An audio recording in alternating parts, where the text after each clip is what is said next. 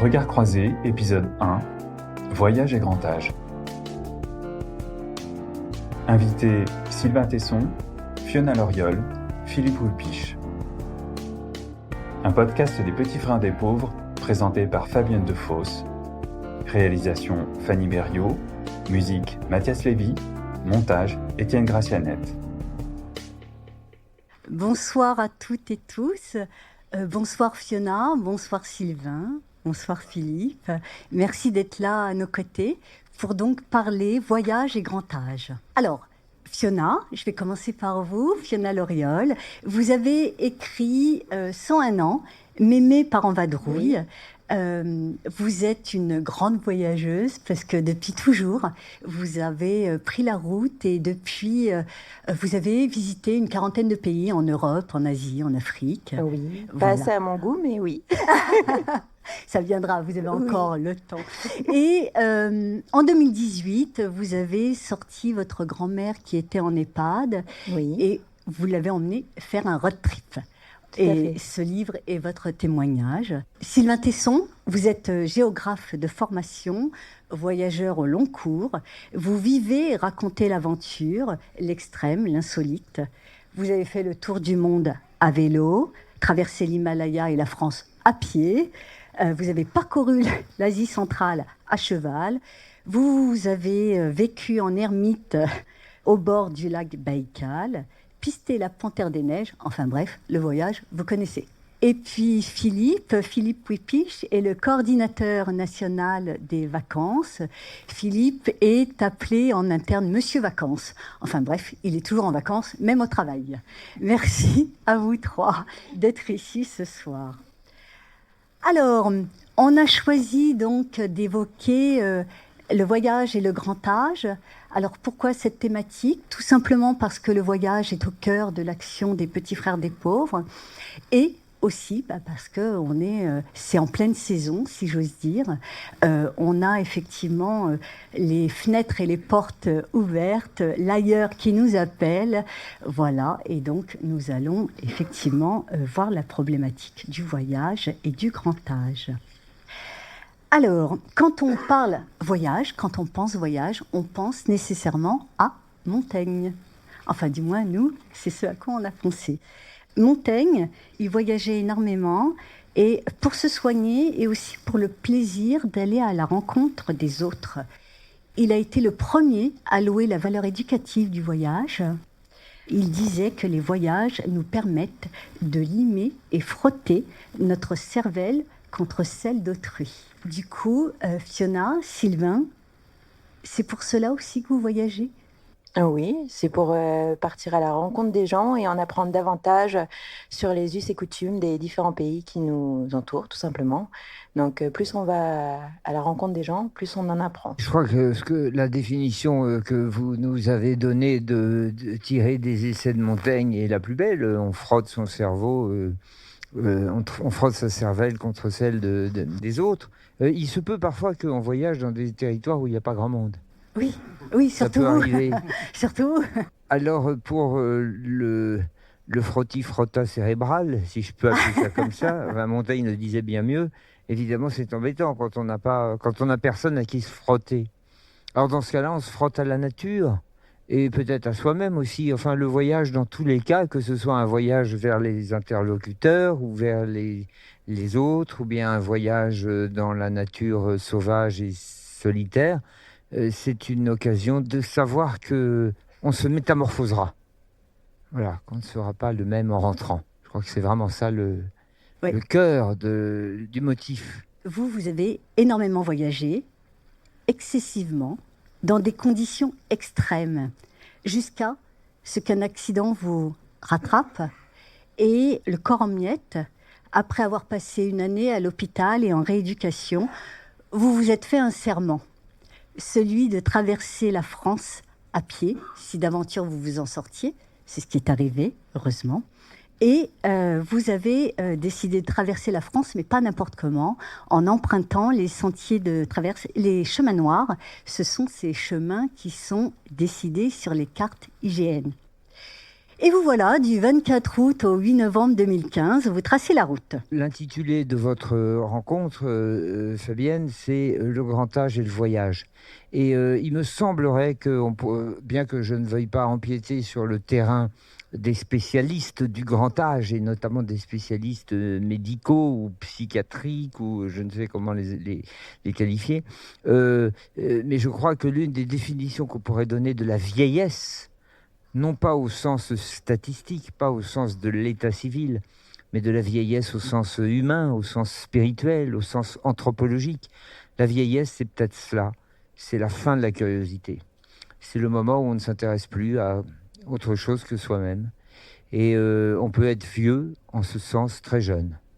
Je connais, moi, des jeunes gens qui sont beaucoup plus vieux que des vieillards qui continuent à s'intéresser à ce qui n'est pas eux-mêmes et à ce qui est en dehors de leur univers immédiat.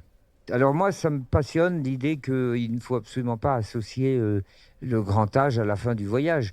Bien entendu que la machine et la carcasse n'offrent plus la possibilité de projection au long cours, ni dans des territoires hostiles, évidemment. Quoique, je voudrais vous donner, si vous permettez, 3 contre-exemples à ce que je viens de dire. Premièrement, il y a eu une grande dame du voyage qui s'appelait Alexandra David-Nel, qui a été la première Française en 1924 à rentrer dans la ville interdite de Lhasa, qui étudiait le sanskrit, qui était une spécialiste des cultures indo-gangétiques et du bouddhisme tibétain du Xe siècle. Elle faisait des voyages dans l'Himalaya. Elle est morte à 101 ou 102 ans. C'était à peu près une homologue de votre grand-mère. Elle est morte à 102 ans et elle est morte un vendredi. Et le lundi de la semaine de sa mort, elle est allée faire une prolongation de 10 ans de son visa. Parce que son visa expirait. Elle s'est dit, merde, alors mon visa expire. Donc elle est allée à la préfecture pour le faire. Alors voilà un premier contre-exemple. Le deuxième, c'est Théodore Monod. Vous vous souvenez tous de Théodore Monod. Sans doute Fiona vous a-t-il inspiré. Théodore Monod, quand il partait dans le désert, faire ses explorations de géographe, notamment dans le désert de Mauritanie où il avait cherché toute sa vie la météorite de Chinguetti, Théodore Monod était allé dans le désert de Libye à 97 ans. Et alors un journaliste qui l'interrogeait, comme nous faisons actuellement, sur un canapé probablement, le journaliste l'interrogeait et lui disait tout de même, Théodore Monod, vous avez 97 ans, ça doit être fatigant de monter sur un chameau. Et il répond, oui, c'est vrai, j'ai plus mes jambes de 90 ans. C'est merveilleux. Alors, c'est la preuve que le moteur intérieur continuait. Et puis citons un dernier exemple. En plus, c'est un poète, c'était un voyageur et c'était un poète. C'était un dramaturge, c'était un grand artiste. Il est mort cette année à l'âge de 103 ans. Il s'appelait René Déobaldia. Il continue à être joué dans les théâtres. D'ailleurs, j'ai cru apercevoir Catherine Schlemmer dans le public, qui est administratrice et qui s'occupe des partenariats du théâtre de poche. Elle a bien connu l'œuvre de René Déobaldia. René Déobaldia, souvenez-vous, c'était ce poète très fantaisiste qui avait été consul au Panama, qui avait écrit des pièces extraordinaires, qui avait beaucoup voyagé. Et un jour, un de mes camarades alpinistes, qui s'appelle Jean-Christophe Ruffin, qui est romancier, a fait une chute d'escalade. Et il s'est cassé le sacrum, ce qui est très embêtant parce qu'il n'y a plus de position confortable, quoi, ni debout, ni assis, ni couché. Et il était à l'hôpital et René Déobaldia, qui venait de fêter ses 100 ans, est venu le voir à l'hôpital et pour le visiter, quoi. Et il lui a tenu la main comme ça, il lui a dit « Je te donne toute ma force ». Et là, Ruffin a dit « Quand un centenaire arrive et vous dit « Je vous donne toute ma force », on est quand même très, très inquiet pour soi-même. Mais ça prouve quand même qu'il ne faut... Et c'est pour ça que c'est merveilleux d'avoir intitulé votre conversation « Le grand âge et le voyage », c'est qu'il faut évidemment jamais faire de corrélation entre son âge civil, son âge d'état civil, et sa soif de curiosité et d'aventure. Il n'y a pas de rapport proportionnel entre le nombre des années et l'envie d'aller voir un peu plus loin si le monde ressemble vraiment à ce que l'on croit. Merci. Et du coup, la transition est toute trouvée. Merci Sylvain. Du coup, pour parler, Fiona, je voudrais effectivement que vous nous parliez du voyage que vous avez fait, enfin des voyages précisément, 5, avec votre grand-mère. En fait, votre grand-mère, je le disais tout à l'heure, se trouvait en EHPAD. Donc, vous décidez de la sortir de l'établissement, de vous en occuper pleinement. Et alors, petite anecdote, vous voyez le médecin traitant, parce que votre grand-mère avait un traitement assez conséquent, Et ce médecin, avec beaucoup de diplomatie et de subtilité, c'est de l'ironie, hein. Ceux qui liront le livre verront, vous dit, écoutez, je vous conseille une chose, c'est de préparer ses obsèques parce qu'il lui reste 1 semaine à vivre. Charmant. Tout à fait. Et donc du coup, vous en occupez, et au bout de 6 mois, vous tracez la route avec votre grand-mère. Oui, alors au départ, quand je m'en suis occupée, je ne savais pas du tout comment s'occuper d'une personne âgée. Donc j'ai appris entre guillemets sur le tas, façon de parler. Et pour moi, une personne âgée, justement, j'avais une vision assez étriquée. Je pensais qu'il fallait l'installer confortablement dans un fauteuil, sous un plaid, et la laisser bien au chaud, sans la brusquer. Sauf qu'un jour, comme on m'avait dit 1 semaine, chaque jour je vérifiais, je m'en occupais avec tout mon amour. Et au bout de 6 mois, à lui enlever au fur et à mesure tous ses cachets, à la faire remarcher avec son déambulateur et à y aller petit à petit. Je suis rentrée dans sa chambre et je l'ai vue fixer un mur blanc. Et ça m'a fait froid dans le dos. Je me suis dit, mon Dieu, c'est ça la vieillesse? Attendre bêtement la fin, ne plus avoir de perspective. Je me suis dit, c'est pas possible. Et c'est à ce moment-là que j'ai proposé à ma grand-mère, dis Mémé, j'ai un vieux camping-car, ça te dirait pas d'aller faire un tour du monde? Et ma grand-mère m'a dit, c'est quoi un camping-car? Alors j'ai dit, en fait, c'est une petite maison roulante. Elle peut t'emmener où tu veux. Alors elle me dit, pour aller où? Je dis, t'as toujours voulu aller sur la Côte d'Azur. Et en plus, tu pourras m'amener jusque dans ton village natal en Italie. Alors du coup, ma grand-mère elle me dit, d'accord, mais c'est toi qui conduis. Je dis, forcément, c'est moi qui conduis. J'adore. Tu n'as même Elle pas avait le permis. 100 ans. Hein. Et je lui dis, mais par contre, il va falloir que je demande l'autorisation à ma petite maman, ta fille. Elle m'a dit, mais je suis grande, je fais ce que je veux. Je lui dis, mais non, tu as 100 ans, il faut quand même que je demande à maman. Donc je suis allée voir mes parents, mon petit papa, Ici, juste en face. Oui. Coucou. Donc mon petit papa m'a dit, ok, t'as toujours des idées un peu farfelues, on va te suivre si tu permets. Et ma petite maman m'a dit, c'est pas possible. Ton vieux camping-car, Capucine, avec un coin dinette qu'il va falloir que tu changes en lit, la grand-mère qui est incontinente, le déambulateur il passera nulle part. Non mais, t'y as réfléchi au moins? Et je dis, oui maman, j'ai pas envie de laisser mémé devant un mur blanc, donc on va partir. Et on est partis, tous les 4, eux dans leur fourgon, aménagé bien sûr, et moi en camping-car avec ma grand-mère. Et on a commencé le voyage. Alors le premier voyage c'était un test, voir si j'arriverais à m'en occuper, de 40 jours, qui devait nous amener sur la Côte d'Azur et en Italie. Sauf qu'un jour, enfin une nuit plutôt, elle voulait pas dormir. Souvent elle voulait pas dormir. Et elle me faisait tourner en brique. Elle me faisait descendre, elle me disait, j'ai pas sommeil. Il faut dormir mémé. J'ai pas sommeil. Il faut dormir mémé. Et elle arrêtait pas de se découvrir. J'ai froid maintenant. Faut rester couverte. Et donc à 2h du matin, je l'avais tellement bien couverte, elle est tombée la tête la première et elle s'est éclatée le nez. 8 points de suture quand même. Donc je vous passe les détails, etc. Mais heureusement mes parents étaient là. On est rentré à La Faute au bout des 40 jours. La Faute-sur-Mer. La Faute-sur-Mer, oui, en Vendée. Donc je l'ai installée dans sa chambre et je me suis dit, avec son nez cassé, sa tête de boxeur et tout, elle va plus vouloir voyager. Et le matin, tout l'inverse. Voilà, le matin au réveil, elle me fait, qu'est-ce que tu fais? Quand est-ce qu'on repart? Moi, je suis assez reposée là, hein, c'est bon. Et donc, le voyage a débuté, on va dire, à ce moment-là. Et on est parti jusqu'à ses 103 ans, 3 mois et 3 semaines. Elle qui devait faire 1 semaine à 100 ans. C'est un témoignage à la fois très touchant, il y a beaucoup d'humour, et votre grand-mère avait beaucoup d'humour, elle avait un côté espiègle.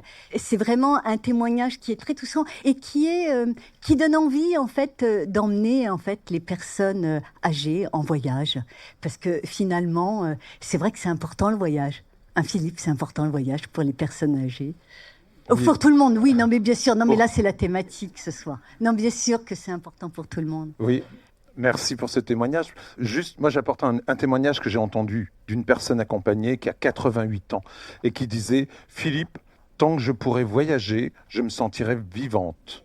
Voilà, et je pense que ça résume bien ce que vous exposez en fait. J'ai rencontré 2 personnes qui avaient 80 ans, qui venaient de faire 15 km à pied sur une plage hispanique. et qui me disait, nous, tant qu'on peut voyager ensemble, donc c'était un couple en camping-car, on le fera et on espère voyager le plus longtemps possible, tant que notre corps nous le permet. Parce que l'esprit le permet tout le long. Et après, c'est le corps qui... Mais moi, ma grand-mère a été en fauteuil roulant, parce qu'avec son déambulateur, on a quand même fait le chemin de Saint-Jacques-de-Compostelle. Oui. Moi, en la poussant, bien sûr. Et d'ailleurs, quand on est à Roncevaux et que je demande un crédential pour pouvoir le remplir au fur et à mesure pour arriver jusqu'à Saint-Jacques-de-Compostelle, avec tous les tampons, la dame me dit, pour qui? Je lui dis, c'est pour ma grand-mère, elle a 102 ans. Ah, 102 ans. Et elle va le faire. Je dis, le problème, c'est qu'il n'y a pas la case. Il y a la case à cheval, à vélo ou à pied. Et je dis, ça sera en fauteuil roulant. Elle me dit, on va cocher la case à vélo. Pourquoi pas? Pourquoi pas? Merci Fiona. Justement, en préparant ce débat, on s'est demandé à quoi servent les voyages. Et alors, il y a de multiples réponses, évidemment, mais on va vous proposer une vidéo de Laure Lange, qui est docteur en philosophie. Alors, juste un conseil, accrochez-vous, ça va un peu vite. Pourquoi partons-nous en voyage? En ces périodes de séjour à la montagne, j'avais envie de vous parler de Montaigne. Vous savez qu'il était un grand voyageur? Il considérait le voyage comme la meilleure école pour former la vie. Et vous savez ce qu'il méprisait en voyage? La vanité de certains voyageurs prenant le large vers d'autres contrées, tout en prenant le large des autres qu'ils pourraient y rencontrer. À l'image des touristes qui voyagent dans des contrées climatisées, plus hôtelières qu'hospitalières, à l'abri des us et coutumes du pays visité. Un séjour où la conquête qui fait recette est moins celle d'être dépaysé par la diversité, ce que Montaigne justement cherchait, que celle de se dépayser de nos destinées quotidiennes, d'y ajouter du piment, comme on dit, d'explorer, de se distraire aussi, car le voyage colore les vies endolories, il divertit au sens pascalien, il nous détourne des réalités déplaisantes, nous offre d'autres cadeaux et chaos à observer du coin de l'œil dans certains coins du monde mis au coin et en scène pour nous distraire. Le voyage nous offre l'agitation ou le repos, il nous fait échapper à l'ennui. Dans ses essais, Montaigne fait lui-même un aveu. Je réponds ordinairement à ceux qui me demandent raison de mes voyages que je sais bien ce que je fuis et non pas ce que je cherche. Car partir en voyage présuppose aussi combien il est périlleux de parvenir à trouver un lieu où poser ses valises, sans justement se cacher de notre propre vacuité sous les traits de la vanité. Par l'ouverture qu'il procure, le voyage est un formidable élan vers la découverte de notre identité. Et parce qu'il implique l'idée d'un retour, il est une formidable impulsion pour en revenir à soi. Partir ailleurs donne envie de revenir d'ailleurs. On voyage autour du monde à la recherche de quelque chose et on rentre chez soi pour le trouver, écrivait George Moore. Car la rencontre avec l'étranger n'est pas étrangère à la rencontre de l'étranger en soi, à l'exploration de sensations nouvelles. Aussi, voyager. Lisez aussi, c'est important, c'est un voyage. Partez vous reposer pour rentrer vous poser. Ainsi est mon éthique de conduite. Partir vers l'autre, c'est revenir vers soi. Partir, c'est revenir. Partir, c'est revenir. Et justement, votre mémé, à chaque fois que vous reveniez, elle n'avait qu'une envie, c'était effectivement de repartir. Ouais. Tout à fait. Elle me disait chaque fois, par où? Et je disais, tu veux aller où? N'importe où, du moment qu'on y va tous les quatre. Superbe. Que vous inspirent les propos de Laure Lange? L'idée que le plus court chemin qui vous amène à vous-même vous conduit d'abord autour du monde, oui, ça me semble être une des caractéristiques principales de la valeur du voyage. C'est-à-dire à partir du moment où on décide qu'on essaye de se chercher, de se comprendre, de procéder à une espèce de définition de soi-même et d'essayer de comprendre la raison de son existence sur la Terre, il faut évidemment se frotter à autre chose que soi-même, parce que si on opère une exploration de soi-même en restant cantonné à soi-même, il y a une stérilité profonde de la démarche. Ça, c'est la première chose. Il me semble qu'elle a soulevé là un point important. Après, il y a quand même quelque chose qui, je crois, est important à dire dans le cadre d'une conversation autour du grand âge et du voyage. Il peut y avoir des voyages imaginaires. Il ne faut pas croire non plus que parce que nous aimons voyager, je ne veux pas parler à la place de Fiona, mais je crois comprendre que chez elle, il y a une espèce de goût absolu, comme comme moi, pour le départ, l'aventure, les kilomètres qu'on fait sur la route, cette espèce de bonheur d'être en mouvement. Bien sûr que c'est merveilleux, mais ce n'est pas la seule réponse, je crois. Il n'y a pas que le mouvement. Il peut y avoir un voyage dans l'arrêt. C'est le voyage artistique, c'est le voyage spirituel, c'est le voyage intérieur, c'est le voyage littéraire. C'est pour ça que Madame Lange disait « lisez ». Et je ne crois pas qu'il faille faire de théorie générale et opposer l'arrêt au mouvement. Je crois plutôt, moi, à l'idée d'une oscillation entre les deux, une très légère oscillation entre l'arrêt et le mouvement.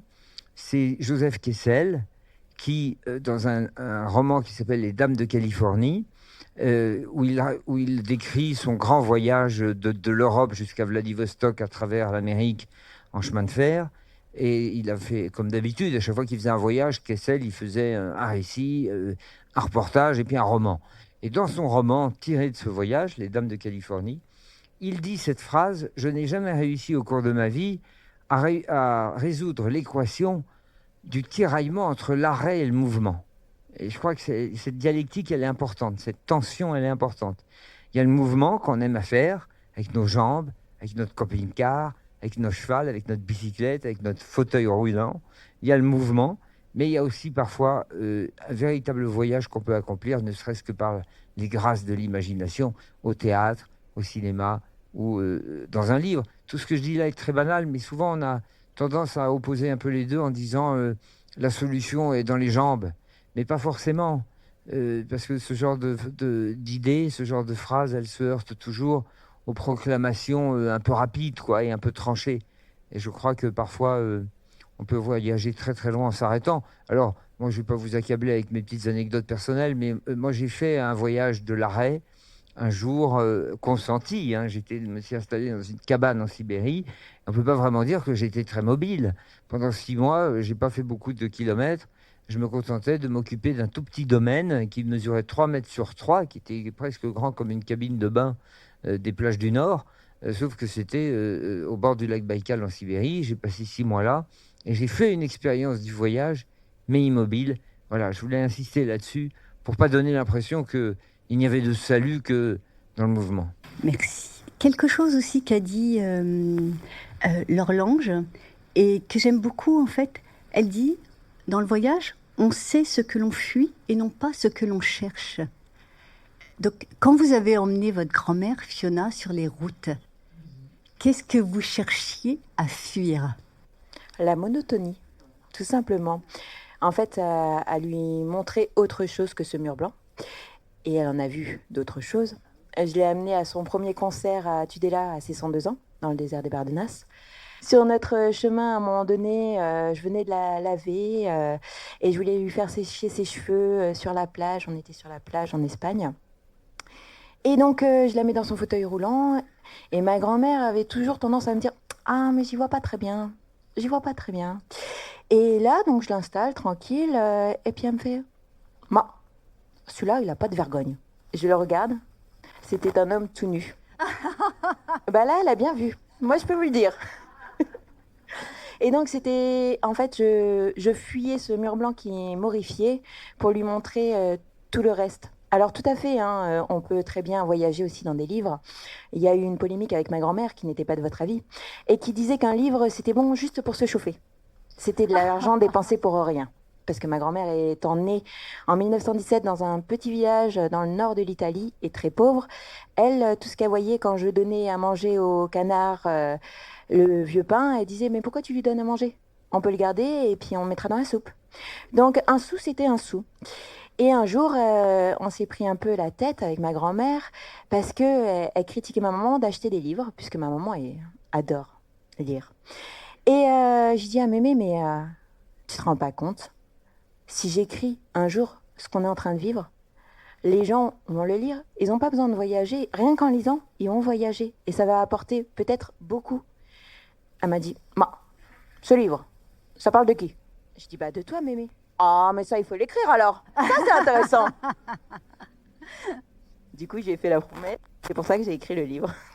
Vous, Sylvain Tesson, j'ai relevé une des dernières phrases Sur les chemins noirs. Vous écrivez « On rentre chez soi débarrassé de l'insecte qui vous mordait le cœur, lavé de toute peine, remis debout. C'est donc ça le voyage ? C'est pour fuir effectivement, enfin, se débarrasser de l'insecte qui nous ronge de l'intérieur ? Oui, alors pour remettre un tout petit peu dans, c'était après dans le cadre, les 3 phrases que vous avez lues, j'avais eu un accident et j'avais traversé la France à pied pour essayer de me relever en considérant que la marche était, une fois remis médicalement, était le meilleur moyen de me sortir de l'affaiblissement profond quoi, qui m'avait atteint, quoi. À la suite de cet accident, j'avais eu 26 fractures, j'étais quand même très amoindri. Et la marche m'a remis d'aplomb. Vous voyez, ça contredit ce que je vous disais tout à l'heure avec le mouvement. Mais d'ailleurs, je ne faisais pas une théorie, je dis simplement qu'il ne faut pas opposer les 2 modalités du voyage, le voyage intérieur et le voyage physique. Ça, c'était un voyage physique, une rééducation, mais c'était plus qu'une rééducation anatomique et physique. C'était une reconstitution quasiment spirituelle, quoi. J'ai demandé à la marche et à la disparition dans la nature de me rendre les forces qui m'avaient quitté à la suite de cet accident. Donc oui, pour répondre précisément à vos questions, oui, je crois profondément que le voyage a, employons le mot, une vertu thérapeutique, quoi. C'est-à-dire que le fait tout à coup d'échapper à l'ennui, d'échapper à la monotonie, à la tristesse, de fuir, pourquoi pas, permet d'aller mieux, de se fortifier, de se reconstituer, c'est sûr. Je disais tout à l'heure qu'il y avait une dimension de métamorphose dans le voyage, je le crois profondément, on voyage pour se métamorphoser. Un voyage est réussi si on revient différent de celui qu'on était parti. Parce que si on revient exactement le même en disant « Ah ben dis donc, c'est vraiment, je suis déçu ». Alors dans ce cas-là, on a fait prendre l'air à sa déception, quoi. Et le voyage revient à emporter son désappointement dans les valises et ça ne sert pas à grand-chose. Mais si on revient différent, alors à ce moment-là, le voyage a opéré une forme de reconstitution. Oui, ça je le pense. En tout cas, pour moi, j'ai eu la chance que ça marche. Quand je suis arrivé au bout de ma marche, après 3 mois et demi de marche sur les chemins de la France, où je clopinais au début, et bien à la fin, j'allais beaucoup mieux. Et c'est pour ça que je disais que l'insecte qui me dévorait le cœur, alors que c'est la symbolisation de la dépression, quoi, parce que j'étais quand même très noir après cet accident qui m'avait fauché à 40 ans. J'étais très sombre. Eh bien, j'ai retrouvé une forme de lumière à la suite de ce voyage. Merci.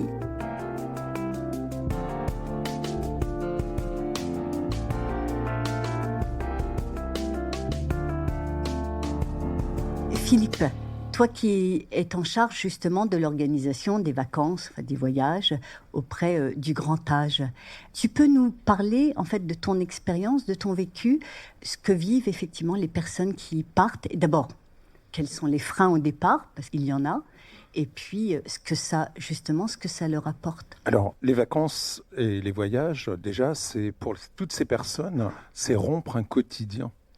Et je pense que c'est valable pour chacun d'entre nous, c'est rompre ce quotidien, sortir de l'arrêt pour aller dans le mouvement. Et pour ça, on a 3 domaines, 3 espaces dans lesquels on intervient. Celui du réel, où on permet aux personnes de partir en séjour de vacances. Bien sûr, on ne part pas comme ça. Quand on est à l'arrêt, on ne se met pas. Et surtout quand c'est depuis très longtemps. Hein, comme tu disais, Fiona, il a fallu quand même le temps pour pouvoir aller partir et puis décider ta grand-mère. Nous, c'est pareil. Il y a un temps, il y a un parcours pour pouvoir redécouvrir l'intérieur. On découvre l'extérieur, le bas de chez soi, une petite sortie à la journée, et puis après on passe le cap de dormir une fois à l'extérieur, et puis après on va un peu plus loin. Mais ça se fait pas comme ça du jour au lendemain, on se décide pas, il y a quand même des freins. Et puis, bien sûr, donc, dans le domaine du réel, il y a des freins qui sont réels pour les personnes et qu'on accompagne, c'est les freins financiers. Ça, c'est sûr. Quand le minimum vieillesse est en dessous du seuil de pauvreté, peut-être on peut s'interroger que ça devient un peu plus difficile pour voyager. Il y a la perte d'autonomie, les freins liés à la perte d'autonomie, qui fait que quand on a besoin dans de ce quotidien d'aide et de soins, il faut que sur le lieu de vacances, on puisse retrouver cette aide dont on a besoin et ces soins dont on a besoin. Voilà, donc ça, c'est les deux premiers. Et puis, on a un autre qui est psychosociologique, je dirais, c'est le fait d'être seul. Partir seul, tout le monde n'est pas aventurier, tout le monde n'a pas cette nature aventurière à pouvoir partir comme ça du jour au lendemain sans savoir où. Il y a une préparation et puis les personnes, elles ont besoin souvent d'un soutien pour pouvoir partir et on apporte ce soutien-là. Merci Philippe. Justement, pour rebondir, Fiona, vous, dans votre livre, vous abordez la question financière et vous indiquez effectivement que vous aviez 1 000 € par mois, dont 550 pour la casa roulante, comme elle appelait votre grand-mère. Il y avait 350 € consacrés à votre grand-mère et 100 € effectivement pour vous. Justement, la question économique, qu'auriez-vous envie de dire effectivement aux personnes pour lesquelles c'est un frein ? Est-ce qu'on a vraiment besoin de beaucoup d'argent pour voyager ? Justement, c'était pour montrer, parce que la plupart du temps, j'entends toujours « Ah, mais toi, tu voyages, c'est parce que tu as de l'argent ». Le voyage, c'est pas parce que j'ai de l'argent. C'est parce que je dépense presque rien, parce que aller visiter une grotte, voir des paysages, se contenter de ce qu'on a, ça suffit pour les voyages. Et on discute avec des gens, on n'a pas besoin de payer pour discuter avec les gens, on partage énormément et tout ça ne coûte pas cher.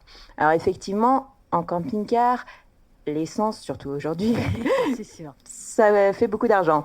Ma grand-mère, il y avait ses couches, etc., qui prenaient une bonne partie. Et comme j'explique, pour ma part, je n'avais pas besoin de grand-chose. C'était juste être sûr que ma grand-mère ait un repas chaud, 2 repas chauds tous les jours.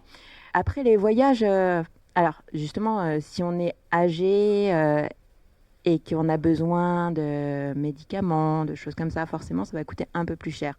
Si on est accompagné, si on a une petite fille, si on a sa fille, son fils, qui peuvent nous accompagner, nous amener en voyage. Après, ça dépend des voyages.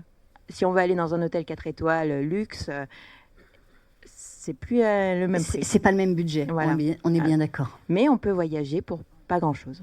Et la question de l'autonomie, de la perte d'autonomie. Parce que quand on a préparé justement cette rencontre, Philippe m'a dit « Ah, mais j'aimerais bien savoir comment elle a fait, Fiona, pour s'occuper de sa grand-mère toute seule. » Alors, ça n'a pas été facile. Parce qu'en fait, quand je l'ai récupérée donc, de région parisienne, en Vendée, j'avais demandé des aides pour m'expliquer les premiers gestes à avoir.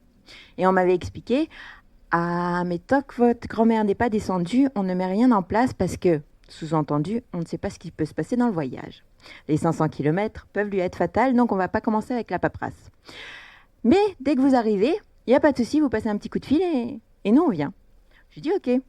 Donc j'ai descendu la grand-mère, qui était d'une humeur massacrante. Je l'ai installée dans sa chambre, toute cosy, j'avais tout fait, tout mimi, même pas un merci. Et je pars téléphoner pour avoir une dame qui vienne me montrer les gestes à avoir, puisque ma grand-mère était incontinente. Savoir comment ça se changeait une couche, j'ai même pas eu d'enfant. Donc, je ne savais vraiment pas comment ça se changeait. Et donc, là, je m'entends dire au téléphone, oui, on va s'en occuper, on lance un plan d'urgence, dans 3 semaines, vous aurez quelqu'un. Et j'ai dit, mais moi, c'est ce soir qu'il va falloir que je la change. Donc, ah mais non, mais il fallait y penser avant d'aller la chercher. Bah oui, j'y avais pensé, mais... Et donc, le soir, j'ai dit à Mémé, on va s'amuser toutes les deux. Et on va voir ce que ça va donner. Et donc, je l'ai installé avec son déambulateur. J'ai regardé, il y avait des scratchs. Je me suis dit, ça doit se déscratcher. Et après, il a fallu lui mettre la nouvelle. Alors, j'avais tout installé, etc., tout nettoyé. Et la nouvelle, comme j'ai récupéré ma grand-mère qui avait perdu quand même 15 kilos, j'avais acheté des protections adultes trop grandes. Donc, quand j'ai mis la couche et que j'ai mis les scratchs, j'ai vu que c'était un peu trop large. J'avais que du scotch. Hop, on a tout scotché. Ça m'a pas tenu la soirée. Le lendemain, après, je suis allée chercher d'autres couches, etc. Et donc, j'ai appris, comme je disais, sur le tas, au fur et à mesure, avec ma grand-mère qui, malgré qu'il ne voulait pas m'aider parce qu'elle me marchait sur les mains quand j'étais en train de la changer, etc., on a réussi quand même à se retrouver. Et sur la route, justement, quand vous étiez dans le camping-car, que vous bourlinguiez à travers l'Espagne, la France, etc., le Portugal, comment est-ce que vous faisiez, justement parce que vous êtes confronté à la question, en fait, de la praticité, en fait, des chemins, etc. Donc, vous pouvez nous raconter aussi Alors, comment... c'est justement quand on est confronté à ce genre de problème qu'on s'aperçoit que les trottoirs sont jamais adaptés, les routes sont toujours en montée. Alors ça, pour pousser ma grand-mère, je sais pas, mais en Espagne, même sur la côte, il y a toujours des montées, des descentes. Et avec un fauteuil roulant, c'est là qu'on s'en aperçoit. Et c'est vrai que avec la grand-mère, heureusement, j'avais mon petit papa qui m'aidait, assez costaud, et ma petite maman aussi qui pouvait pousser ma grand-mère. Mais ils avaient le fourgon pour pouvoir y mettre le fauteuil parce que j'avais pris un grand fauteuil pour qu'elle soit confortable et non qu'il ne se pliait pas. Et sinon, dans le camping-car, on fait comme on peut. J'avais installé une petite piscine pour pouvoir la laver. Avec sa chaise, elle s'asseyait dessus et de l'eau sur la tête, je la lavais et tout. Donc, quand on a envie, on arrive toujours à ses fins. Enfin, c'est ce que je pense. Ouais. Tu vois, voilà, tu as la réponse à la douche. Il y a de la place chez nous pour être bénévole. Je pense que tu as toutes les qualités et je pense qu'il y en a pas mal qui vont te faire des propositions en sortant. Et alors justement, le troisième frein qu'évoquait Philippe, c'est le frein psychologique. Sylvain, Fiona, qu'auriez-vous envie de dire aux personnes qui ont envie de voyager et qui n'arrivent pas à dépasser leur frein psychologique ? Je convoquerai encore la figure d'Alexandra David-Nel. Elle avait une phrase superbe dans le début de son journal d'une Parisienne à Lhasa, où elle dit « Une fois en chemin, tout se simplifie ». Je pense que la question du frein psychologique, de l'anxiété, appelons ça comme ça, de l'angoisse, il se résorbe beaucoup au premier kilomètre. J'aimerais bien que Fiona, d'ailleurs, nous raconte ce qu'a été le premier jour. Parce qu'il y a cette espèce d'amoncellement de cauchemars, d'angoisse, d'incertitude. Et on s'aperçoit qu'en fait, une fois que le premier pas est fait, ce qui est le plus difficile, finalement, les choses s'aplanissent, quoi. C'est le mot de Alexandra David-Nel qui est merveilleux, quoi. Une fois en chemin, tout se simplifie. Je crois que c'est ça qu'il faut travailler. C'est la mise en mouvement. Vraiment le premier pas, le premier tour de roue, le premier kilomètre. Et après, c'est ça le gros du voyage. Une fois qu'on a réussi à partir, le col est passé, quoi. Mais quelle difficulté pour initier le mouvement. Pour moi, c'est ça, le barrage psychologique.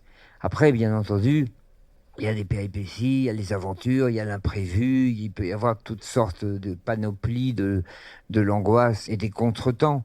Mais ils n'ont rien de commun avec cette nécessité de venir à bout des premières portes, quoi. Il faut pousser la porte.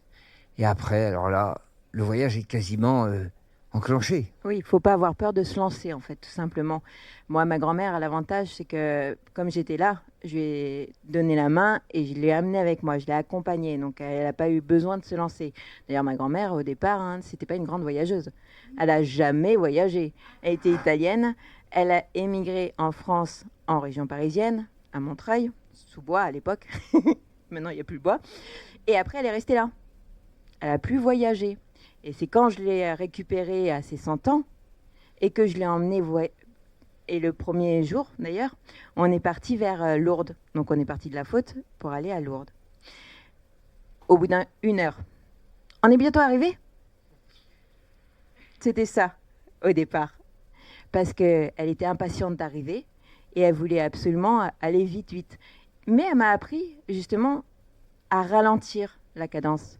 Parce que moi, quand je voyageais à l'époque, des fois, ça m'arrivait de conduire 35 heures sans m'arrêter pour aller directement jusqu'à Agadir, de la Faute à Agadir. Donc, à part m'arrêter pour prendre le bateau 1 heure, je dormais un peu et je reprenais la route. Avec ma grand-mère, c'était pas possible. Donc, on faisait du 20 km jour en camping-car. C'était vraiment une autre cadence. Et ça m'a appris à ralentir. Donc, quand vous dites les voyages, et je veux aussi dire que les voyages, les imprévus, je pense que c'est tout ça qui vous montre aussi qui vous êtes à l'intérieur. Comment vous réagissez face à un imprévu. Tant que vous n'y êtes pas confronté, vous ne pouvez pas savoir qui vous êtes vraiment. Moi, avant de m'occuper de ma grand-mère, on m'aurait posé la question, j'aurais dit, la changer, je ne sais pas faire. partir avec elle, certainement pas. J'adore bouger, elle adore rester dans son fauteuil, donc c'est même pas la peine. On était complètement différentes. Elle, une femme de 40 ans, célibataire, toujours pas mariée, c'était inconcevable. Il fallait absolument que j'aie un mari parce qu'une femme toute seule ne sait pas quoi faire de ses 10 doigts. Et moi, un mari, je vois pas trop à quoi ça sert. Donc forcément, il y avait quelques tensions de ce côté-là. Et d'ailleurs, pendant tout le trajet, elle a essayé de me marier. Ah oui, sur 2 ans, je confirme. Tout le temps. Quand on lit, c'est récurrent. À chaque fois que vous croisez un homme, vous dites, alors, elle était drôle. Je crois, Philippe, que tu voulais parler d'autres freins aussi. On a vu le frein économique, le frein psychologique. Non, pas forcément les freins, puisque c'était en fait, c'est les domaines déjà. Donc il y a le domaine du réel, effectivement, qui sont les voyages que l'on peut faire, mais effectivement, on a aussi 2 autres domaines dans lesquels on essaye de promouvoir pour les vacances et les foyers. C'est un nouveau domaine qui est celui du virtuel.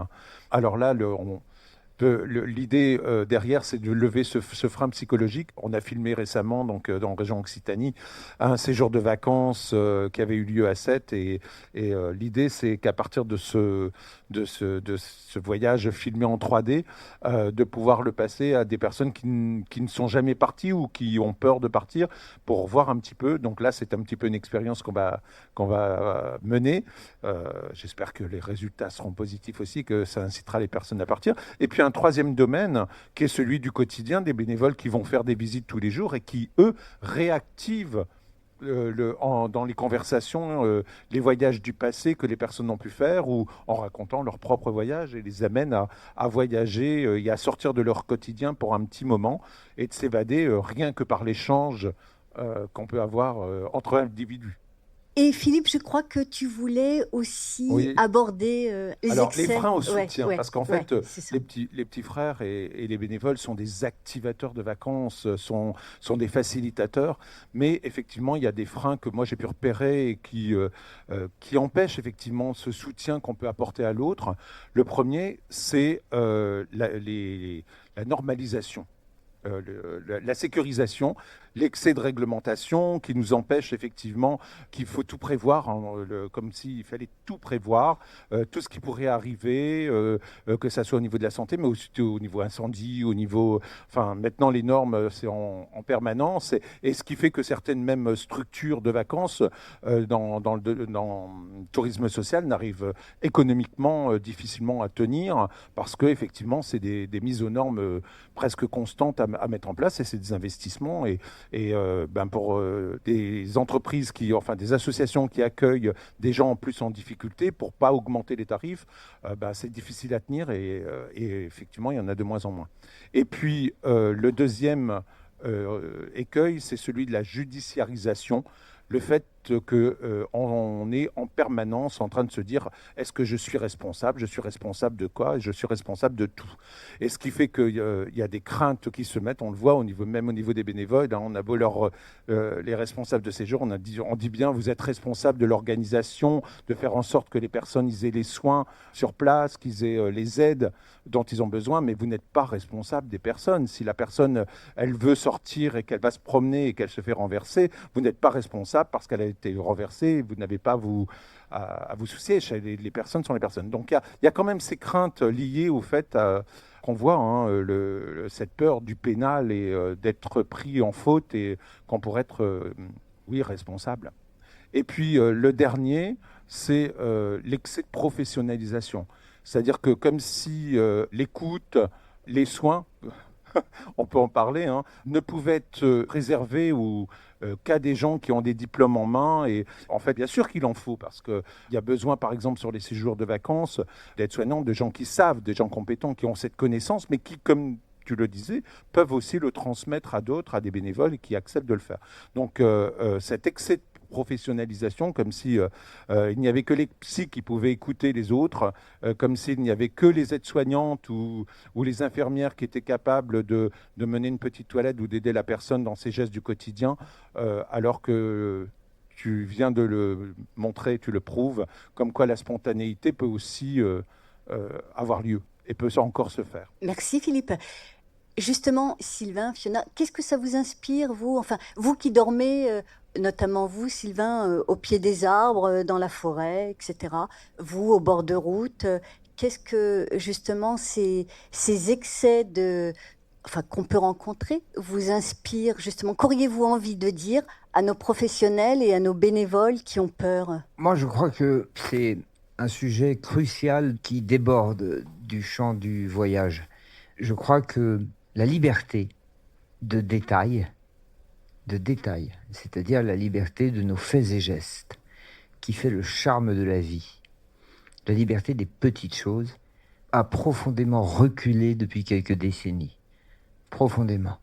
Nous avons une liberté d'expression, nous avons des libertés métaphysiques, nous pouvons penser à des tas de choses, mais nous avons nos générations en Europe occidentale, dans les démocraties libérales et marchandes, ont vu leur liberté de détail profondément reculer.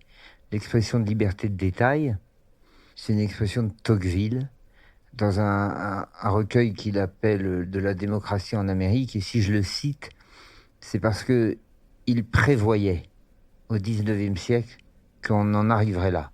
C'est-à-dire qu'une puissance autoritaire, une puissance administrative, est forcée à un moment de réguler les faits et gestes d'une population qui devient de plus en plus prospère et de plus en plus nombreuse et de plus en plus urbaine.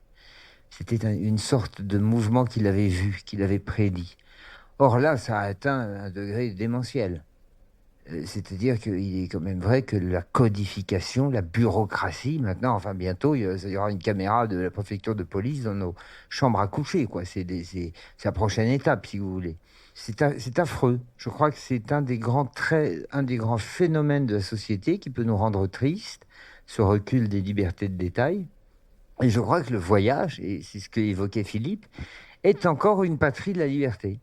C'est-à-dire qu'il y a encore des portes qu'on peut pousser, des interstices qu'on peut trouver, de ce que moi j'ai appelé des chemins noirs, qui permettent à un moment d'échapper à cette espèce de bureaucratie délirante qui prétend réguler nos faits et gestes. Je vous donne un exemple. Un jour, je suis allé dans une forêt du Vercors, au sud du Vercors, dans la Drôme provençale, juste après la première quarantaine du Covid-19. Donc, quand il y a eu la levée d'écrou générale au mois de mai 2020, souvenez-vous, le 9 mai, nous avons pu recommencer à aller nous promener. Je suis allé dans la forêt, et là, pendant 2 mois, ça avait été fantastique pour les bureaucrates. Ça avait été quand même l'occasion pour l'administration de faire son métier. C'était tout à coup le quart d'heure de gloire du bureaucrate qui pouvait mettre des panonceaux partout. Ils ont fleuri partout. Dans toute la France. Et alors, je suis allé dans la forêt. C'était dans une région qui s'appelle Glandas. C'est le sud du Vercors. C'est le tombant du Vercors. C'est là où les montagnes tombent dans la plaine de la Drôme. C'est magnifique. Et alors, il y avait une forêt. Et puis, je vois un panneau de l'ONF, Office national des forêts. Donc, nous sommes là dans une puissance administrative. C'est une autorité centrale d'État. Et la forêt était naturellement interdite. Ça, on a l'habitude de voir des panneaux d'entrée interdite, etc. Mais là, la bureaucratie, le langage bureaucratique, il faut écouter la langue que parle la puissance centrale quand elle s'adresse à sa population. Là, on était arrivé dans un autre degré. Il y avait marqué sur le panneau « Changez vos projets ». Oui. Eh bien, quand la bureaucratie centrale, l'administration centrale, vous dit pas simplement tournez à gauche, tournez à droite ou faites demi-tour, mais quand elle vous dit changez vos projets, là, ça veut dire qu'on a atteint un autre stade du recul de ce que Tocqueville appelait les libertés de détail. Or, vous avez raison, Philippe, de souligner que le voyage permet quand même de conserver parfois, parce qu'évidemment, il s'agit de sinuer et de slalomer dans l'archipel de la bureaucratie et des interdictions, mais ça permet parfois de trouver encore des petites plages de liberté. Et il y a un monsieur, moi, que j'aime beaucoup, qui s'appelait Pierre Mazot, qui a été un grand alpiniste, qui a 94 ans maintenant, qui est toujours en très bonne forme, qui a été le premier Français à l'Everest, au sommet du mont Everest, et le plus vieux. À l'époque, il avait 50 ans. C'était le doyen, c'était considéré comme le vieillard Kakoshim des alpinistes. Il avait 50 ans, il était monté en haut de l'Everest. C'était quand même un exploit. Il a eu le record du doyen. Après, ça a été battu par un Japonais qui est monté en haut de l'Everest sans oxygène à 80 ans. Mais à l'époque, 1976, c'était Pierre Mazot. Et Pierre Mazot disait une phrase très belle qui ressemble à ce que vous dites sur la liberté. Il disait, moi, je suis vous savez qui c'était. Il a été ministre de la Jeunesse et des Sports, président de la Commission des lois, président du Conseil constitutionnel. C'était un commis de l'État. Et il avait rejoint le général de Gaulle. Et il a dit cette phrase géniale, moi, j'ai rejoint le gaullisme et j'ai mis l'anarchie dans l'alpinisme. Et bien, c'est exactement ça. Le voyage, c'est encore un endroit où on peut vivre l'anarchie. Et après, les bureaucrates qui dessinent des petits panonceaux pour tout interdire, avec cette phrase, cette nouvelle phrase, écoutez-la bien, parce que peut-être qu'elle est passée inaperçue, mais vous l'écouterez maintenant que je vous l'ai dit, vous l'entendrez toute la journée. C'est la phrase grâce à laquelle les autorités centrales administratives des grandes démocraties cyber-marchandes, libérales, utilisent pour faire reculer les libertés et nous faire croire que c'est pour notre bien. C'est la phrase « pour votre confort et votre sécurité ». Cette phrase-là permet tout, absolument tout. Bientôt, les menottes, pour votre confort et votre sécurité, nous vous coulons les pieds dans un bloc de béton et nous vous jetons dans le port de Marseille. Mais c'est pour votre confort et votre sécurité. Eh bien, le voyage reste un chemin pour retrouver ça, cette plage de liberté. Voilà, on peut mettre de la sagesse dans la bureaucratie, mais si on veut mettre l'anarchie, il faut partir dans son camping-car, quoi. C'est ça que je veux dire. Eh bien, partons en camping-car. Il va falloir malheureusement conclure un petit peu. Encore 2 petites questions. Vos prochains projets de voyage? Je pars le 5 juillet de la Corogne espagnole en bateau jusqu'à l'Islande, le long de la côte atlantique, toutes les mers celtiques. Je vais rejoindre avec un voilier les promontoires où on parle encore des langues celtiques. Du sud au nord, Galice, Asturie, Bretagne, Cornouailles, Pays de Galles, île de Man, Irlande, Écosse, Shetlands, île d'Aran, Orcades et Féroé. Jusqu'à l'Islande, je vais mettre 3 mois parce que je vais faire une réflexion, c'est un bien gros mot, mais je veux méditer sur le thème de l'imaginaire, mais de l'imaginaire en mouvement et de l'imaginaire incarné dans le paysage, de l'imaginaire et du merveilleux médiéval, arthurien, celtique, enfin les merveilles, quoi. Voilà mon prochain voyage. Et vous, Fiona? Ça ne sera pas aussi loin. En fait, normalement, je devais aller jusqu'en Roumanie avec ma grand-mère. C'était notre 5e voyage qu'on devait faire, sauf qu'elle est partie entre-temps. Et je lui avais fait des promesses, donc je les ai tenues d'écrire l'histoire, de partir dans son village natal où j'ai retrouvé 3 de ses anciennes copines de 100 ans, 95 ans et 98 ans. Ouais. Elles ont travaillé avec elle dans les rizières, etc. Et d'aller faire tous les pays en IE, comme l'Italie, jusqu'à la Roumanie. Sauf que entre-temps, j'ai réfléchi et je veux essayer de faire quelque chose de personnel pour un peu tout le monde. Et donc, je vais vous faire l'annonce. À partir de maintenant, et ce pendant 1 an, je pars en croisade offrir plus de 2000 heures pour me battre contre la mort sociale qui touche plus d'1 demi-million de personnes âgées. 1 demi-million. C'est un chiffre qui, à lui seul, devrait motiver chacun de nous pour trouver des solutions. Imaginez que si tout le monde offre 1 heure par an, donc 60 millions d'heures pour combattre cette mort sociale, ça fera bouger les lignes. Et 1 heure dans une année, je ne trouve pas que ce soit utopiste. Moi, à ma petite échelle, je vais sillonner les routes de France pour mener des conférences, aller dans les lycées, dans les associations, rencontrer des politiciens, des hommes religieux, car l'unité est le seul mot d'ordre pour que cette cause, qui, si on ne fait rien, si on continue à fermer les yeux, nous touchera dans 10 ans, 15 ans, 20 ans et fera de plus en plus de victimes. Je sais que je n'ai pas de leçon de morale à donner à qui que ce soit, que ce n'est pas en culpabilisant les gens pour changer leur regard que j'arriverai à faire entendre ce murmure de personnes qui meurent en silence chez eux, dans la totale indifférence de tous ceux qui, pourtant, un jour, les ont côtoyés. Merci d'avoir pris 5 minutes pour m'écouter, car si ce soir, vous rentrez chez vous et que vous allez embrasser vos parents, vos grands-parents, votre vieux voisin, j'aurai déjà réussi à faire trembloter les lignes. Et si dans 1 an, on se revoit et qu'ensemble, on a réussi à sauver 10, 15, 20 000 personnes en mort sociale, on pourra tous se regarder dans un miroir et vous pourrez être fiers de vous. Bien voilà, il arrive toujours un moment où il faut conclure, il faut terminer. Et pour conclure ce premier regard croisé, Eh bien, j'avais envie de finir avec une citation de l'abbé Pierre. L'abbé Pierre disait « Le plus grand échec, c'est de ne pas avoir le courage d'oser. Alors, osez partir en voyage. » Merci à tous. Alors, Fiona a ramené effectivement son livre « 101 ans, mais mes parents vadrouillent ». Je vous le conseille fortement, évidemment. Nous avons des livres de Sylvain Tesson, Dans les forêts de Sibérie, enfin, La Panthère des Neiges, son dernier ouvrage Noir aussi. Merci à vous infiniment.